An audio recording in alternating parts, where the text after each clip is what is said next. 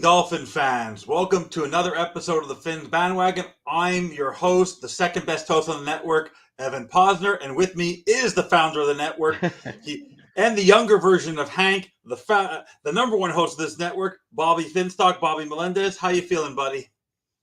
I'm better than yesterday, man. I'm better than yesterday. Jesus. At least the Dolphins won for you. I swear it would have been much worse, had they not won. Holy crap. Did you lose any more of your voice during that game? Oy vey. I did, but again, I felt like, there were time, the only thing is the time management. We discussed that. That's one of the things that were pissing me off about that team. The defense was pissing me off. But overall, again, strong game offensively. It was good to see. It's refreshing. We discussed it, minus the two drives at the end, but whatever, We're going to get into it. We're going to give you a chance. You didn't have a chance for the post-game show. It was great to have you in the comments. But everyone, thank you for joining us. Don't forget to like and subscribe. You just probably were watching Real Talk's Fins Talk. You have the Fins Bandwagon now, and premiering just after our show at 9 p.m., you're going to have the premiere episode on the Fins Talk Sports Network of the Beer and Sports Podcast with Josh Wingate and Josh Kimmel. So don't forget to stay on. It's going to be a happening night on the Fins Talk Network where we have back-to-back shows. It's going to be a lot of fun. So hopefully, my dad, Hank, will be joining us soon. If not, we're just going to just be the two. Oh, there he is. Oh, the highlight of the night. He's here. No. I have to recap the show now. Guys, let me start again. Do you see how tan my face is? Jesus, you're beautiful. Did you get burnt in Key West today? What's going on? Guys, you know what happened? I went up to Duluth, Georgia, and I bought my brand new Corvette. Did you get the blue Corvette you took a picture of on Twitter? Yeah. And you have it yet, or you just ordered it? I had the roof down so you could tell I'm all tan. Oh, you already left with it? You already have it? Yeah, I have it at home. I just parked. That's why I'm late, because I was going from Duluth. How did you get there? Well, you took a bus? What did you do with your other car? I flew. Oh, you flew. Very nice. Guys, this is Hank. He just got himself a new Corvette. Wish him mazel tov. Congratulations. When are you buying your son a Corvette? What's that? When are you buying your son a Corvette? Never. Right after I buy my neighbor one. Guys, welcome to another episode of the Fins Bandwagon. We're happy to have my co-host here, Fresh Tank Hank. Bobby, feel free to stay on as much as you can based on how you're feeling, and we're going to get an opinion from both of you. So I'm going to make it really simple. Because of neither of you have been able to come on live and talk about the last game, we're going to start off with that, and then we're going to have a fun show talking about every area, and we're actually going to focus on all the coaching staff, because one thing now that's really important is that it's halfway through the season, and we actually haven't focused on a lot of the members of the coaching staff. So I want to get your grades on how you think each person has performed, especially since a lot of them are new to the team. So Hank, take it away. You haven't had a chance. The game was a nail-biter. You and I thought it was going to be a slobber knocker. So give me your recap of how you were feeling during the game and what the result. A win is a win, but give me your feedback. Oh, I was on the edge the whole freaking time. It's back and forth, back and forth. I was like, oh, my goodness. Are we going to make it through this tonight or what, Yeah. It was fabulous, though. I mean, the outcome, of course. Oh, jeez. But Tua is still doing his thing. Jesus. Tyreek Hill's still doing his thing. It's just on and on. This team just gets better and better, and we still haven't seen a full game from these folks yet. You haven't seen this, but I actually stole a line from our founder.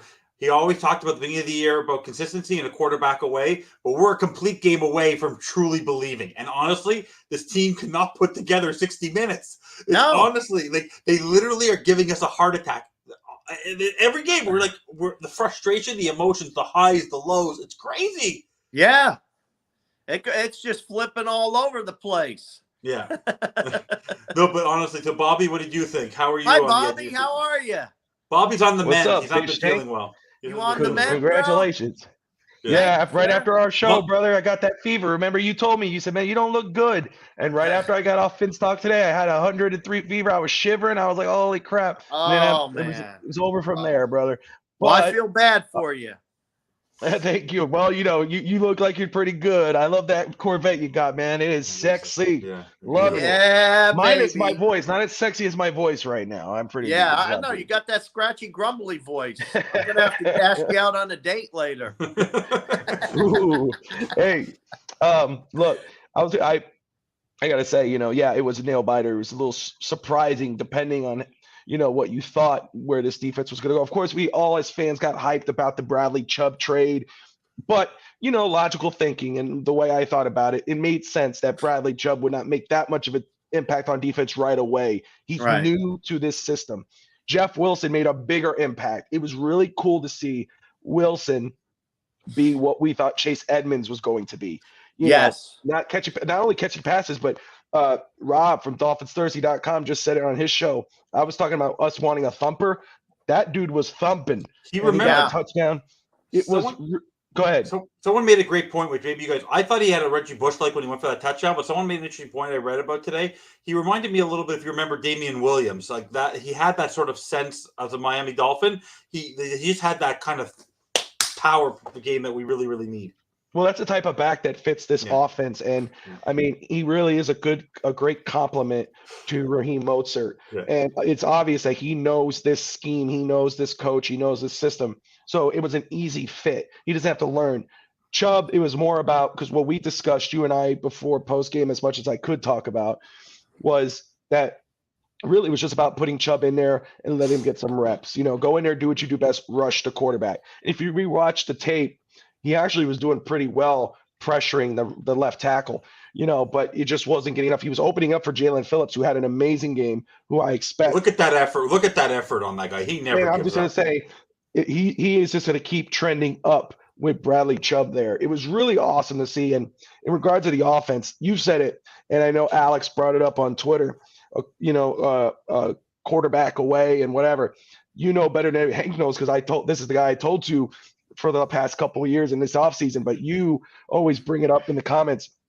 I said this football team, based on paper, is a quarterback away. That's not a knock on Tua. Tua could grow into that. And right now, and I said, there's no excuse that he can't because of Tyreek, Waddle, McDaniel. Yeah, and lo and freaking behold, that's right there. He is doing it. And you got it. And it's not about I was saying it's always about consistency. Game in, game out, not costing the game, not making poor decisions. And consistently, he's been delivering good games. But now it's bigger than that. He is over-delivering on that consistency, and it's great to see. Now, I know people say, and of course, you can't argue either way, Tua MVP. To me, Tyreek is the MVP of the league. What he has done for this football team is bar none. Wide receiver will never give it. They'll never give it to a wide receiver. I know, but it's criminal. He should be, though. I read a stat that right now Tua is actually, according to Caesars and the odds, the way things are trending, Tyreek's 10th, Tua's 6th. So I wouldn't hate it. If Tua won MVP, I wouldn't hate it because that's a Dolphins player. But let me ask you something. I have an interesting point. And I've been reading what a lot of people are saying. I find that right now people are saying, well, Tua's due. I want to get both your opinion on this, on the positive side of it, because what Tua did during that game, people are still nitpicking the 2 bad throws. No quarterback's going to be perfect. For me, the Waddle throw, that's what I want to talk about a little bit of the game. The Waddle throw, he should have ripped it. But by the way, that was the wrong play call to begin with, because on third down, you should be going up the middle. You should not be going to the sidelines. I don't know what they were trying to do there. That was that was an awful, awful drive. The Smythe throw, I think that Smythe was looking up. He already released the ball. It was already a lost cause. It was already a bad play. It happens. He's allowed to make mistakes. But overall, I feel that even after Tua's game, you're talking about Tyreek Hill. I feel like this quarterback, because he's been so polarizing for 3 years, if the Dolphins don't do well, it's his fault. I just want to get your opinion on this. It's always his fault. But if the team does well, it's because of the people around him, not because of him. But I then say, and I'm sure maybe Hank will say it, is that when he wasn't there, they were 0-3. And so someone can say, well, with all these weapons, well, Teddy Bridgewater, who's a 6, 7, 8 year quarterback, couldn't do it. Tyreek Hill has been amazing. But honestly, do we all think, let me ask your opinion, if Hill's not there or Waddle's not there, don't you think that the team with Tua there and the scheme that McDaniel's put in place, they still have a good chance to win? Or are you just thinking that all 3 of them have to be there, and the moment one of them falters, then we're in trouble? Do you really believe that? I don't. Hankster. No, Hank, go first. Because I think Tua is never going to get credit. Hank has said before. This team, it starts and ends with the quarterback. Yeah, that's what Hank has said. Yeah. So yes, when you lose, it's going to get blamed on the quarterback. Yep. Problem is, Dolphin fans, it's so split. And there are people rock solid right now that they're all against Tua and there's all for Tua. And the other thing too is when if there's anybody that says, you know what, I made a wrong choice, man, you know what, I'm starting to see the light and Tua's answering some of these things. You have people saying, pushing them away and say, no, it's too late now. If you want to unite the fan base, unite the damn fan base. Yeah. If Tua's proven people wrong, then let him eat crow and say, hey, this guy's the MVP. Let's not push fans away because then that's always going to be the case. Yeah. So that starts and ends with the fans. Because Tua's never getting the credit he deserves. He'll never get the credit he deserves. But yeah, if you don't have Tyreek Hill here or Waddle, no.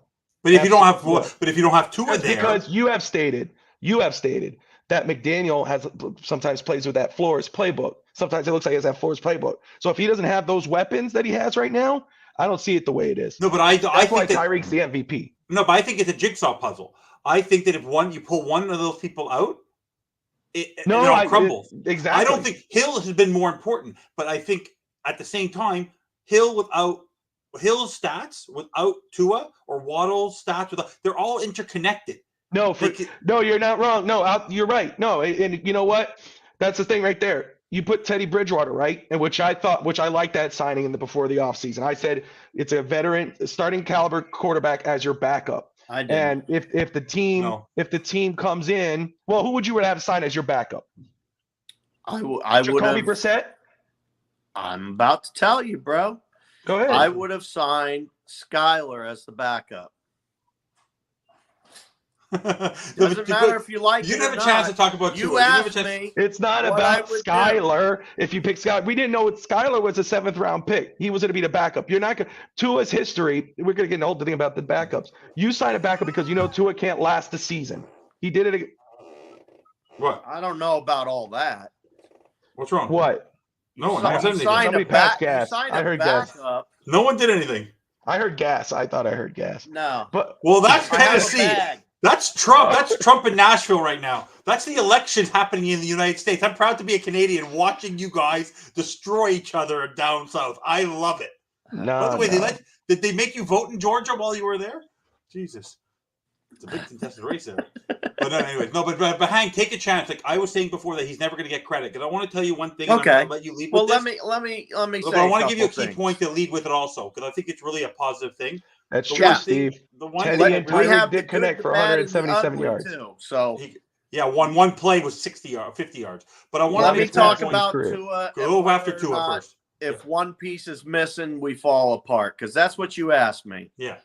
And I'm telling you right now, if you take Hill out, we're still okay.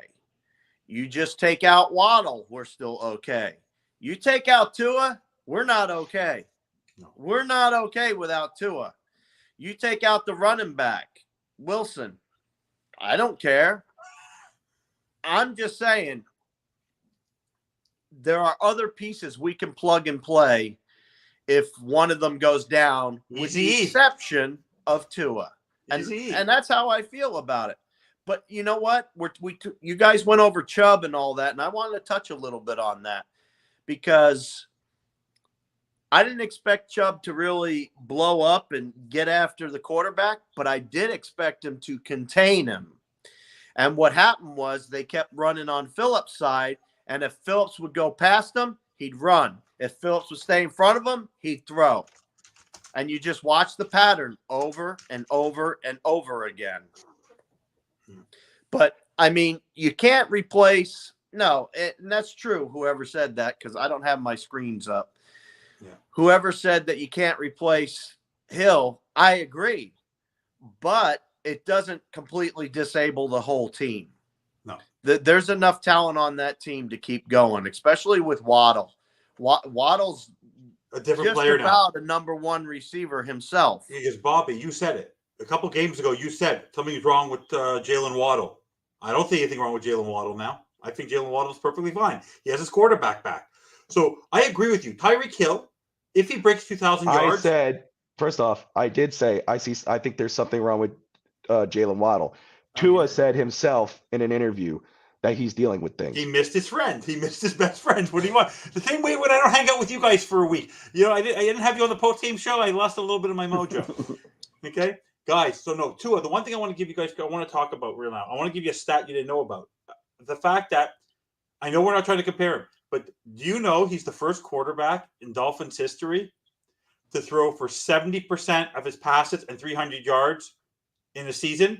He's done it 3 times already. The most Marino's ever done it in a season was his MVP year in 1984. He did it twice. What he's doing with his QBR, his consistency. You know what the most amazing thing? I don't know if you guys ever noticed this. I watch him. He is the great. And Orlovsky said it, but I was noticing it during the game. His eyes. He is looking one way, and in a zip, in less than half a second, he's going the other way. His command of this offense, and that's why I think that he is the key to this offense, because McDaniel looked lost without him. The other players survived without him, but they couldn't win a football game. McDaniel has built this offense literally like Fish Tank Hank got his Corvette. That Corvette was made for him. This offense was literally designed where the only person who fits as a quarterback in this offense and in this scheme who gets it is Tua. That's why. What's why?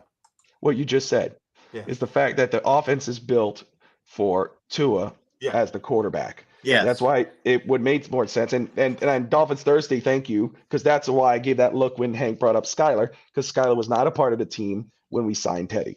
So I know, but that's why I thought the reason why I got Teddy. I don't like Teddy. Period. It doesn't matter what you say. The fact of the matter is, we signed Teddy Bridgewater or whoever veteran quarterback was smarter to sign because Tua doesn't last the season. That's a fact, not fiction. No, that's fiction. What's fiction? That's fiction. Tua can't stay healthy. You didn't go out. Josh Allen can't stay healthy. So what are you going to say about Josh Allen now? Josh Allen get a backup quarterback. I can't talk to 2 guys. I got to hear one. Yeah. You didn't go out and get a backup quarterback because Tua doesn't make it the whole season. You went out and got a backup quarterback because that's what every team does. Every team does it. No, every team goes get a backup quarterback because they need a backup quarterback. But the Dolphins got a starting caliber backup quarterback because Tua can't last the season. That's why Jacoby Brissett was trash when he came in. And you don't need a Jacoby Brissett. Was trash because then they made a bad decision. Chris Greer, another failed decision by Chris Greer. Don't pretend Tua's healthy all the time. I love this is don't pretend to trash. Okay, it's a bad decision by the GM again. Let's get back to the Bears game quickly, because let's talk about the focus of the Bears game, and then we're going to move on because I'm loving you guys. I love you guys. The Bears game. The positive is the offense. The offense now went from averaging about 17 points, and in 2 games they're up to 24 points, and now we see that they're revving. Whenever they needed to be down, they came back. The other positive for this team, which we don't need to spend time on right now, is the O-line. The O-line gave up literally nothing during that game. Teron Armstead being there the last couple of games, Robert Jones is fitting into that O-line like a glove. Shell is doing well. Williams, you're not hearing anything, and Hunt has been stable. That O-line is protecting him and running this team. It finally is working. So we don't have to talk about them today because I give them a high grade. And I'm sure you guys both agree because I think for most of the time we haven't been talking about that. The wide receiver core, we saw Cedric Wilson. We saw everyone we needed to. Sherfield, they all did their jobs. We're not going to nitpick what happened on the offense. Let's talk about the defense a little bit. Jalen Phillips, man oh man. But then on the bandwagon, give me because we're always trying to flip it. Where is Emmanuel Ogbah? Where is the secondary? I'm not going to nitpick. Howard's 100%, but the person I really want to focus on the defensive line, Chubb was his first game, is 2 people. First, I want to get your opinion on Josh Boyer, Fish Tank and Bobby. What is going on with him? Number one, and not talk about Flores. Why can't he get this defense to function? Because McDaniel made it a point that really bothered me on Sunday, and I guess I'm hard on McDaniel, is the fact that we have to play complementary football. And there were games where with New England and with Pittsburgh, that the defense was there. But the last 2 games, we've been awful. In the Pittsburgh game and in the Lions game, we didn't give up points in the second half. With Justin Fields, and he did the same thing with Lamar Jackson, he hasn't adjusted to a running quarterback. It's not the first time he's seen it. So talk to me. I think, number one, Ogbah got his contract, and then he fell asleep and said, I don't have to try very hard anymore. I know he's had injuries, but where is this guy? Even pass block, even to block a pass. And then Josh Boyer. What is going on with Josh Boyer, and how is he going to turn this thing around? So, Fish Tank, go forward on the defense. Well, as far as Josh Boyer goes, I think he's got a little more talent than he started the year with. So, you got Ingram, you got Agba, like you said. He hasn't shown up much, but that doesn't mean he's not going to, in my opinion. You still have 3 great defensive linemen in the middle, and now it's just a matter of backing it up with the linebackers and bringing around your edge rushers. And I think that Boyer's gonna. I don't have a lot of faith in Boyer. All right, after what I've seen the defense do, but he can only go up from here because you let all those yards go to Fields like that. You got to be able to stop the run and stop the running quarterback, and that's exactly what Boyer needs to fix. That's the biggest part of the defense that needs fixing, because they run all over us every game, especially the quarterback. But the only advantage is, which I think, Bobby, you can go for it, is that except for Josh Allen coming up, they're facing Jacoby Brissett, Davis Mills. I think Davis Mills, outside of Josh Allen, if he's there, is the only other guy who runs a little bit. Jacoby Brissett's not a running quarterback. Garoppolo's not going to run. Rodgers isn't going to run. Zach Wilson doesn't run that much. Mac Jones certainly isn't going to run. So basically, he can go back to his old scheme, except for Davis Mills. But Davis Mills, like I always said for years, Davis Mills will fit very nicely in Florida next to Sawgrass Mills. He's the name of a but you better get it corrected in the state of Florida. Before the He ain't a quarterback. So, Bobby, you go on the defense a little bit and what your thoughts are on. You got to get it corrected on the playoffs. Yeah. Before playoffs. No, there's a bigger time on the playoffs. What is that? Is that what you paid for it? Did you use your house? Did you pay full price? Did you pay sticker price for your Corvette? You're lucky if you can get them for sticker price. But I got mine for sticker price. So, Bobby, go for it. They're charging $20,000 over sticker price. Jesus. Whatever makes you happy, brother. That's all that matters. If you're happy, that's all that freaking matters. Hank's not. I'm a sex beast now. I have a Corvette. I'm a sex beast now. Hey. You know that? You're a beautiful man. What my wife says. You didn't need that before the Corvette, brother. You didn't need that before the Corvette. No, she Hank's said not that wrong. I got good looking all of a sudden, so I was thinking it was the car. Well, damn. Hank's not wrong. They need to fix it before the playoffs for sure. But I'll say, in regard to the defense, it's been like that all year. We've been having questions about the defense all season long. Even the beginning of the year, even when the defense was helping us win games, it was controlling them when the offense was struggling to find their groove. There was still a lot of questions. To me, this defense is very bipolar. It's either having some good games or bad games. There's Agba, who's supposed to be one of our centerpieces on defense, can't be found. Yeah. You know what I mean? Jalen Phillips had a slow start like he did last year, but now he's starting to get on hot. Javon Holland had a great game. Then he's missing. Needham disappears. Howard is. It's just a very bipolar defense. But what I love about it, though, the things that I see that can help us later down the line, there's always 1 or 2 or 3 or 4 guys that come in and have a good game or have an impact play. Andrew Van Ginkel, Jalen Phillips. That block punt. They do things throughout the game that shows signs that this could be an impactful defense. It's not perfect. The crappy thing is, I know you said Flores at the beginning. We don't know who had control of that defense at the end of the year. We know Boyer is a part of that staff. So it's the same defense no matter who's running it. The fact of the matter is that might not get improved until after the offseason. With McDaniel now, he built his offensive staff. He's getting his offense together. Next year, with these star pieces on defense, he could go, okay, let me go get my Vic Fangio that I really wanted to run my defense. Totally. That's when we'll see that get fixed. I'm with the Hankster. We want the Dolphins to win in the playoffs. We want the Dolphins to win the Super Bowl. Yes. So I hope they fix it now. But realistically, I don't see him going out anytime soon. I don't see him getting fired. I see McDaniel sticking with him to the end of the season. But end of the season, if the defense is the reason why we lost or we still see these struggles, Fangio or somebody will be coming in soon. That's my opinion on defense right now. Great. Yeah, and I, just to add a note to what you had to say, Bobby, I forgot my train of thought. Sorry about that. It'll come back if you remember. Let me know, guys. Steve, Justin, Kenna, Dolphin Thirsty, everybody. Man, I ran up here from downstairs too. You're amazing. I know. You ran a marathon today. I'm just joking. Guys, I can't run. Don't forget to smash like and subscribe right after our show. There's a premiere episode of the Beer and Sports Podcast. Just looking forward to it with the two Joshes. It's really going to be enjoyable. Come watch me. I'll be trolling plenty. They're going to get sick of me after 5 minutes.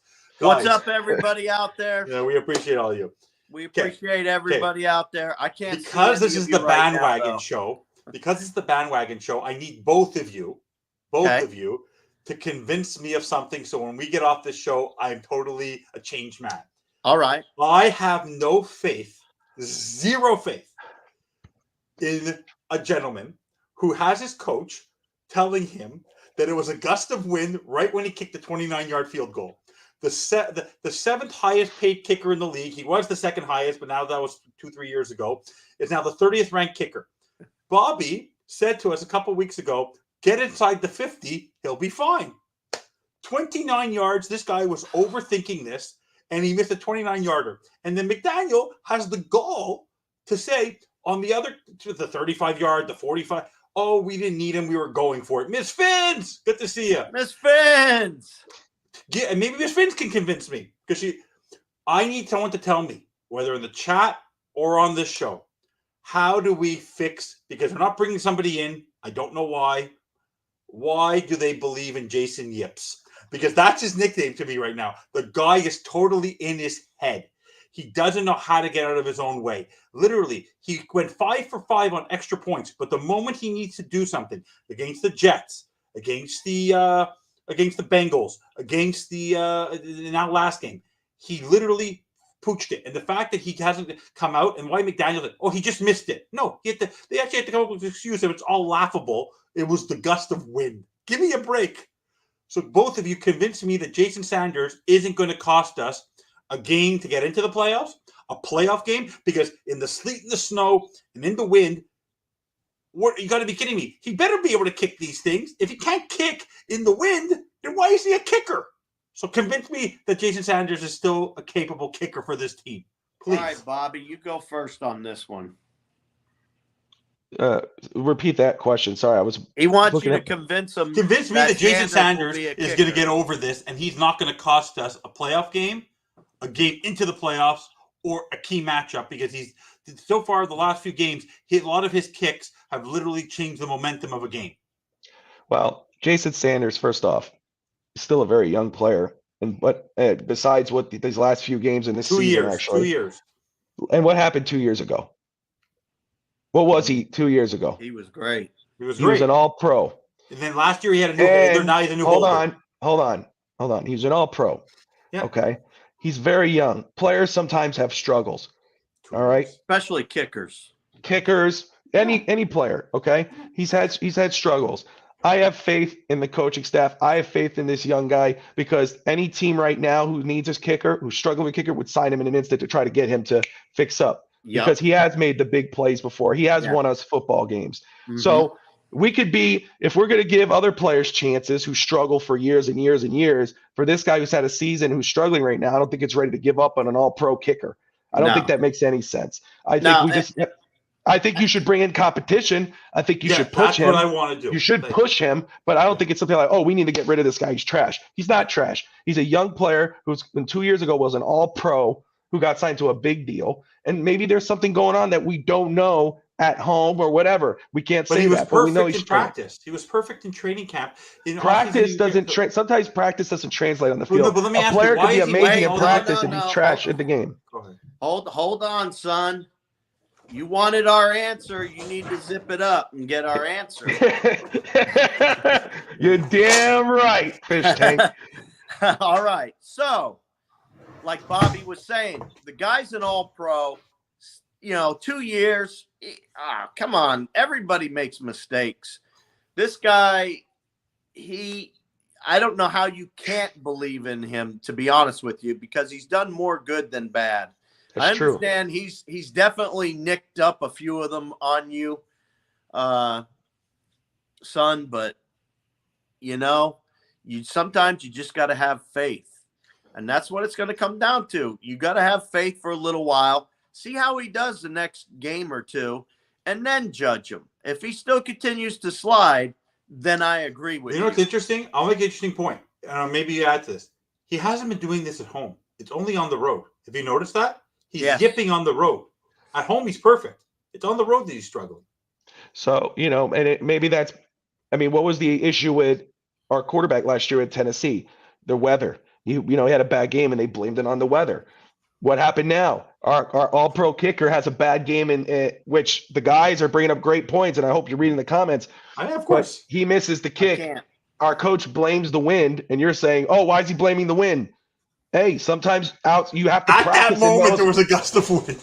But the fact of the matter is, that's up to him as a coach and a player to practice in those environments. If he's doing great at home, he needs to work on his game in other environments and knows to be prepared for those other situations. I will say, though, and I know Hank would agree, like you said, let it wait out. I wouldn't say during the season. If let's say it's overtime, if it's overtime and he misses a kick and costs us the game, you have a right to be pissed off. He has to make the kicks. Playoffs, we're in the playoffs, and his kick cost us the game. You have a right to be pissed off. We need to make a move. But the team is winning. That's what matters. And the guys say this right here: score a touchdown. You should have scored a touchdown. Don't put him in that situation. Yeah. And when you think about let me get to that point. And what you were saying too, you said to me about Bobby, get past that 50-yard point, because you were saying, man, over 50 yards, he's this for this. He's missing these many kicks. But I was saying was, if the offense can make it past that point, because our offense was struggling before, after, now it's doing better with Tua. They're doing that, but he missed on this one here. He's an all-pro kicker. He's young. Okay. Let him have a chance to get back to his groove. You've convinced me. Perfect segue, because you talked about scoring touchdowns. We're going to talk about it before we get to our fun game of looking at all the coaches. Let's talk about McDaniel, because then we're not going to talk about him the rest of the show. We're going to talk about other coaches. Segue. And it happened in a lot of games where we have the ball heading towards the half.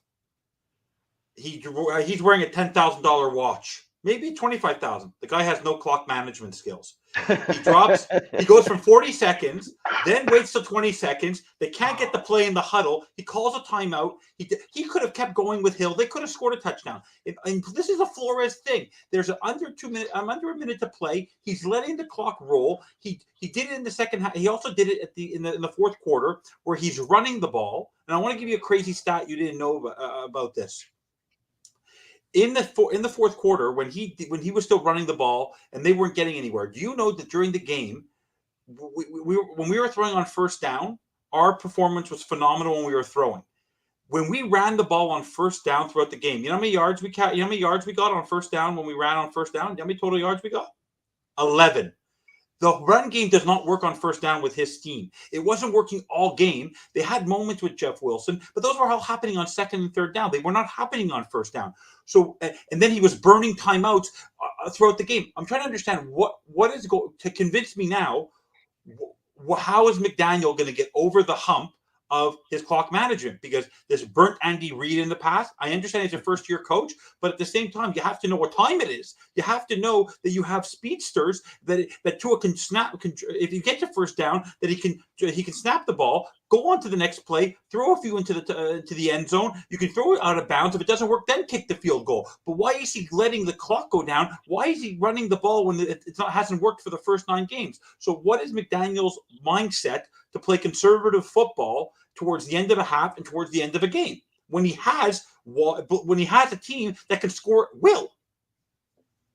Hank, go for it. Okay. Look, Evan, you can't expect people to be perfect, man. They're not robots. You're perfect. Bobby's perfect. They're not robots. I never said they were. But McDaniel's, like you said already, Evan, this is his first year. Cut the guy a little slack. Haven't you seen a lot of first-time coaches mismanage time and timeouts and things like that? 2 in a row. I've seen 2 it in a row. 2 in a row. I've seen it a lot from first-year coaches. I've seen it a lot. It's not uncommon. So how does he fix it, though? How does he fix it? How do you fix it? It's simple. He'll get better as time goes. He'll get better and better as time goes on. He will learn from his mistakes. And I can't give you an answer for the running game and why he does the running game. I can't give you an answer on that. That I don't have the answer for. His play calling is his. I don't know. But I do know that we're a damn sight better with him than without him. Bobby? Fair point, Bobby. So, when it comes, so regards to for me, my preference, and Dolphins Thirsty just brought it up with old school. I love running the football. I believe that for me, it's you start off run, pass, run, pass. You kind of see where the defense is going, and maybe he what do you call falters back to that when he's trying to figure it out. Now, of course, I told you, Evan, after the game when we spoke, at that point in time, in that situation, you do not get conservative. You couldn't stop the Bears. You couldn't stop Justin Fields. You had to be aggressive, especially with Tyreek Hill and Jalen Waddle.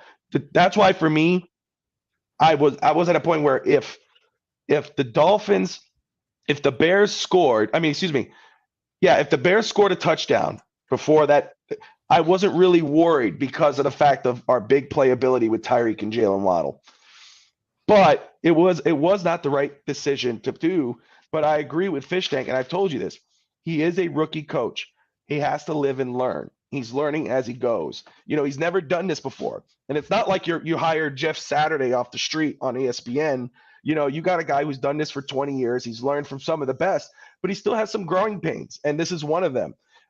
It may cost, I don't want to say it like that, but maybe it will cost us something in the playoffs. Maybe it'll cost us somewhere it's a little too late and you go, shit. But, you live and you learn. You think he's too busy? You think he's too busy focusing on the play calls that he doesn't know? Because I'm not a fan. I agree with you. I'm going to tell you right there. I love what you just said that too. I'm not a fan of. I like when you're a head coach, and my preference is coach the game, coach the team, offense, defense. That's what before Flores had taken over the defensive side. That's what I liked about Flores. When the offense was on the field, he wasn't on the bench with the defense reading plays. He was focused on the offense. Not an Adam Gase. Adam Gase was horrible in that. Adam Gase was sitting with Ryan Tannehill reading plays when his defense was on the field. It was the stupidest thing. McDaniel seems involved in the game no matter what. I give him that. Yeah. You keep bringing this stuff up, Bobby. I'm going to be in misery, not bandwagon. We're going to get to the bandwagon. I provide facts. I've just said. I put him there. You put me there. You want to hear what I have to say? I'm going to tell you. I want to hear what you have to say. You want me to sugarcoat it for you? Yes. No. Kumbaya freaking yeah. No, but listen. Just put it out there, Bobby. I'm putting it out there. I'm hanging and letting it all hang out. Listen. The fact is, I agree with you. I think sometimes, especially with a rookie coach, let him have time to grow. I know it's easy and he hasn't really called plays. He didn't call plays in San Francisco. He did it for 1 year. He's doing it in Miami. And so far, the offense is in the top 10 right now. It's just, I would prefer the head coach be focused on the whole thing. But again, he has to have a veteran coach. I wish he hired a former head coach on his staff. He needs a Jim Caldwell type coach. He needs someone there to help him look at that stuff to say, hey, bro, call timeout. Hey, maybe not want to do that. But he doesn't have that. So he's learning and going as it goes on. Yeah. We're heading 15 minutes. We're almost at the quarter of the hour. We know we have to get ready for another show, but I want to just spend the last 10, 15 minutes focusing on, we're at the halfway point of the year.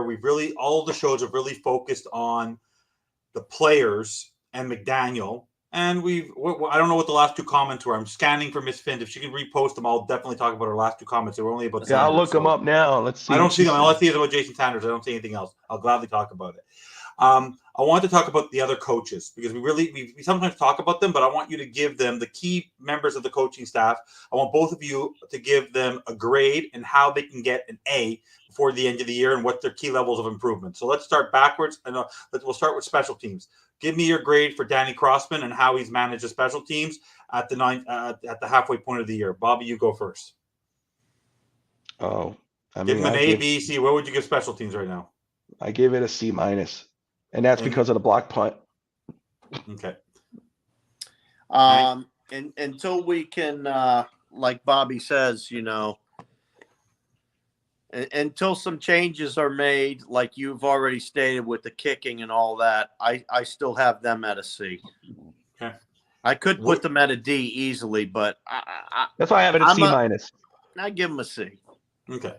And what's because for me the two I would give them a C also, and like you said, it's a block punt, but it's purely Morstead. Like Morstead he hasn't played much lately, but when he has been there, he has been as advertised. He's been consistent. Yeah. He has not pooched a punt all year. Now let's talk about on the defensive staff because we're going to make our way up. Give me your grade on the secondary. So let's focus on Madison and Surtain. With that with that depleted secondary, what would you give them as a grade and why? As far as the coaches go, I would give them a B because even though good things have happened and they've even happened for Igbo. So I give them a B because their presence has changed some of the players, and you can see it in some of the players, how they've responded. And Igbo's one of the biggest ones. Now, you're talking about DBs. I mean, he's missing, obviously he's missing Jones. So you're missing Jones. That's half your power right there. I mean, I can't blame that on a coach. Yeah. So I give him a B. Yeah, I'm with Hank. It's a B for me. And the reason why is all the injuries to the secondary, and look how the secondary has performed. Coach Surtain and Coach Madison have done a damn good job for that secondary. And, that's the same thing with the defense. If you guys made a defense, I give it a C because of the bipolar thing I told you about. But with the injuries to the secondary and everything, what they have done, even though that, we see they struggled last week, there's times that they've helped this team win. The Dolphins beat, oh my goodness, who was it? Steelers, thank you. They won that football game. Yes, they did. It was the defense that secured it. Even though the defense was struggling, they won that football game. So they are doing things. So I give them a C. It's a bipolar defense. So C for the defense, B for the secondary. Yeah, I give them a B plus only because of how they developed Kader Kohu. I think that's been amazing. Like what this guy's done. And Crossan has had his moments, but they're playing with their on the secondary for the cornerbacks. They're playing with their first, their fourth, their fifth, their sixth, or seventh. They're missing Jones. They're missing Needham. They're missing Trill Williams. Those three alone are not there. And if they were there, the defense would be completely different. So now we haven't talked about it much. I've never even talked about it before. Give me the linebacking core, which is run by Anthony Campanile. Give me your feeling on how the linebackers perform, which is basically the key ones are Roberts and Baker and Van Ginkel and that group. And what do you give them as a grade overall? Because I think we're the top 8, 9 against the run, like against running backs. And Dolphins Thirsty, that genius with stats, has said that we have not given up a 100-yard rusher all year. So give me your feedback on the linebacking core. Hank? Me? All right. Yeah, because the linebacking core was one of your biggest concerns at the beginning of the year. Yeah, and it still is. Did they stop the run yet? Did they stop the running quarterback yet? They stopped the running. They stopped the running backs. The running quarterback. No, the running backs though. That's the key. Yeah, Bobby, go. Yeah, the running backs. That's a mixed bag because we just got rid of Edmonds. No. What do you give them as a grade? I'm not giving the running back grade. What are you giving the defense for stopping the running backs? We're still on the defensive line, Hank. Okay, defense for stopping the running backs. My bad. The defense has definitely come back as far as stopping the run game. They've stepped it up a bit. I would give them still been a mixed bag, so I'm giving them a C. Bobby, you want to say something? Go for it. Well, first, I was just going to say that I have to hop off so I get prepared for this new premiere show that's about to pop on. But I'm with Hankster. I think Hankster's right on the money, usually is, when he's being realistic. Thanks, Bobby. Yeah, I'm being realistic all the time. I'm in positive mode. Go get ready for your show. Go get ready for the new premiere show episode. I'm sure they have a fancy opening, which I'm waiting for on the bandwagon. We don't have they to got their own nice stuff. Opening. They got their own stuff. They've come on. They had their own show, and they joined the network. I'm excited to have them. I know you are, but I'm just saying. By the way, you better pre-warn them about me. You better pre-warn them. They'll know all about Evan Posner. They'll know all about it. They better get used to Appreciate you guys. Fins up, everybody. So Hank, what do you give the defensive line? Austin Clark, what do you give him on managing Wilkins and Sealer and that group? Oh, I give him an A. Yeah. I give him an A all day long. Wow. All day long. That defensive line has been stout, getting in the backfield. I'm not talking the defensive ends so much, but you're talking about the middle of it. It's strong. I give it an A. What do you give the wide receiver core, which is Wes Welker, what he's been able to do with them? Wide receivers? Yes. A+? A++ is there a higher grade? Are we talking the defense against the wide receivers? No, just the overall core, how the wide receivers have grown under Wes Welker and what he's been able to do in terms of development. Think the receivers are amazing. I mean, they're the best part of the team, right? Like they're making history right now. You know what I mean, Evan? They are definitely making history and taking a turnaround. I can give them nothing but an A+ on the receivers. What do you give? And I'm agreeing with you on everything. What do you give? What do you give the tight ends a little bit? John Embry, who's actually our defensive assistant, so he's actually I give him a D. Yeah, I give him a D. Yeah, he's been the weakest. They're not catching it when it's coming to him. Gesicki is asleep again. Yeah, he comes out of hibernation whenever he feels like it. Yeah, and they're not catching the ball. No. So I give him a D because the tight ends haven't done squat really. Yeah. I mean, there was one great play by Gesicki in the end zone, of course, but outside of that. I haven't seen them show up. Yeah. What do you give? I'm not going to focus on the running game because the running game is still with McDaniel a little bit more than I think in Studville.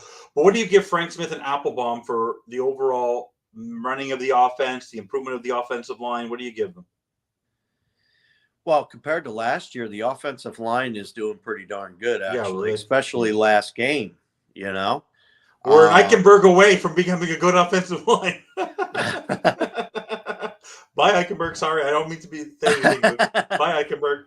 No, I this one's a mixed bag again. I mean, because I'm bugging you, Miss Fins. I know they're faltering, but they're not faltering at the same time. So I'm going to give them a C. Yeah, okay, me too. I'd give him about a B-, but yeah. Now, for me, the reason I waited for him last, and then we're going to get into this a little bit of a quick MVP talk. You're going to have to think about this. My MVP for the coaching staff on top of McDaniel is Darrell Bevel, because someone said, and he just topped off the show, that he wanted an experienced coach for this team. Well, you got an experienced coach for your young quarterback, who's a quarterback guru. And what Darrell Bevel's doing hours before the game, out there with Tua, getting him the confidence, talking to him in between plays, keeping him loose. He's been the MVP coach halfway through the year because he's developed Tua into, as Steve has said, he's playing at an elite level. And the confidence he has to come back in, you need someone to motivate you, and that's Darrell Bevel. He's been phenomenal. Yeah. I agree with you. I totally agree. Totally agree.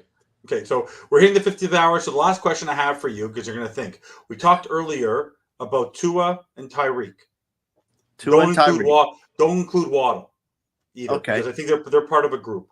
Okay. Give me halfway through the year who your MVP of this team is. Meaning that if that player is not there, the team is not as successful, and that he could have as big of an effect on the team as those three.